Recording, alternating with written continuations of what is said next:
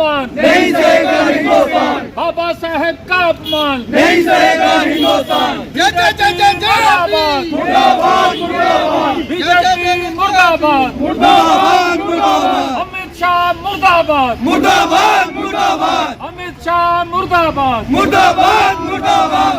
महापुरुषों का अपमान नहीं सहेगा हिंदुस्तान, डॉक्टर B.R. अम्बेडकर का अपमान नहीं सहेगा हिंदुस्तान, बाबा साहब का अपमान नहीं सहेगा हिंदुस्तान। बीजेपी हाय हाय बीजेपी हाय हाय। ये प्रोटेस्ट जो पिछले 5-7 दिन से लगातार जो है हो रहा है। ये हिंदुस्तान है, हिंदुस्तान विभिन्न जातियों का गुलदस्ता जो है जो हिंदुस्तान है। किसी भी मुल्क के अंदर आप देखोगे तो ऐसा जो है प्रेम भावना और शक्ति जो है वो कहीं आपको दिखाई नहीं देगी।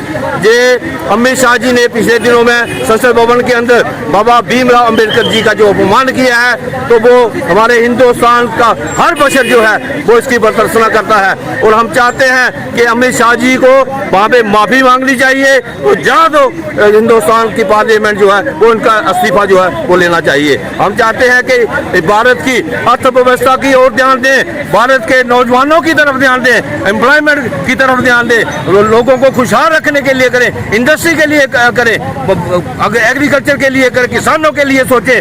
ये ना हो कि आप ये जो भड़काते रहते हैं, रोज नए नए मुद्दे जो है जिसको भड़काने का प्रयास करते हैं और हिंदुस्तान की अर्थव्यवस्था को बहुत सा नुकसान हो रहा है। हम देख रहे हैं कि वहाँ पे अपोजिशन का लीडर हमारा राहुल गांधी और उसके साथ मेंबर पार्लियामेंट, ये पहली दफा हमने देखा है कि संसद भवन के अंदर जाने के लिए उनको रोका गया। अगर वहाँ पे कोई धक्का मुक्की हुई है तो ये इनका षड्यंत्र था बीजेपी वालों का कि इनको अंदर नहीं आने देना, धक्का मुक्की होगी और इनके ऊपर जो है वो चार्जेस लगाए जाएंगे, केस लगाया जाएगा। वही हो रहा है और लोग जो है ये देख रहे हैं अच्छी तरह से। लोग 2 साल 11 महीने 18 दिन हमारा जो कॉन्स्टिट्यूशन बना, इसके ड्राफ्टिंग कमेटी के chairman doctor B.R. Ambedkar ji थे।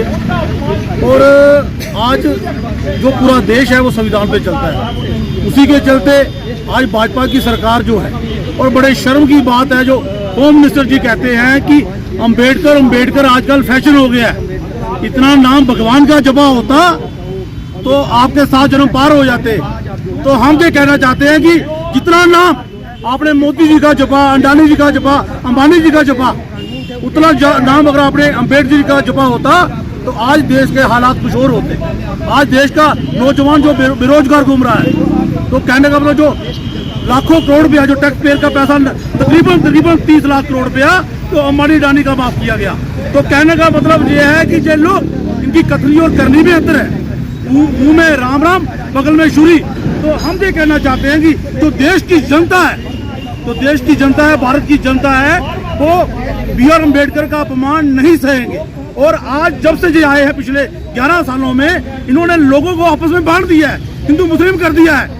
और हम साफ तौर पर ये कहना चाहते हैं कि जब तक अमित शाह जी माफी नहीं मांगेंगे, कांग्रेस जो है वो अपना प्रोटेस्ट जो है गली कूचे रोडों पर जारी रखेगी। जैसे कि हमने देखा कि किस प्रकार से संसद को एक तो जो मेन मुद्दे हैं उससे भटकाने का प्रयास इस सरकार के द्वारा किया जा रहा है, और दूसरी ओर हमारे जो महापुरुष हैं जिन्होंने इस देश के लिए अपना योगदान दिया है उनका अपमान किया जा रहा है। पिछले दिनों हमने देखा कि किस प्रकार से माननीय गृह मंत्री जी द्वारा ये एक स्टेटमेंट दी जाती है कि ये जो अम्बेडकर एक फैशन बन गया है। मैं बोलना चाहता हूँ अमित शाह जी से कि अगर आपको लगता है कि ये फैशन बना हुआ है तो मैं आपको ये बताना चाहता हूँ, आईना दिखाना चाहता हूँ कि इसी फैशन के चलते आज आप संसद में खड़े हो, आज आपकी सरकार संसद से बात करती है। आज अगर आप कहते हो कि हमारा देश विकसित है तो इसी संविधान, इसी जो फैशन जिसको हमने बोला फैशन है, उन्हीं के द्वारा बनाया गया जो संविधान है उसके चलते आज हम विकसित देश की बात करते हैं। और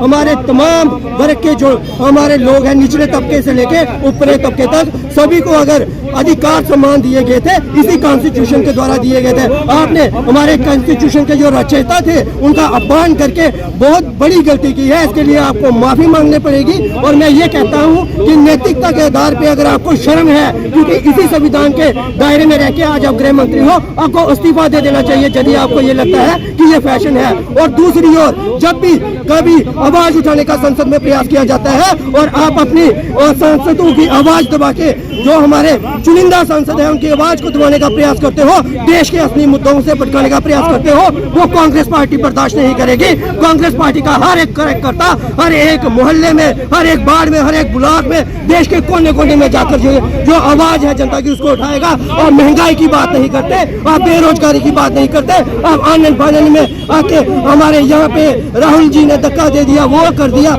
ये सिर्फ जनता को भड़काने का प्रयास, और जनता हमारी समझदार है। आने वाले दिनों में इनको मुंह तोड़ जवाब दिया जाएगा। जय हिंद।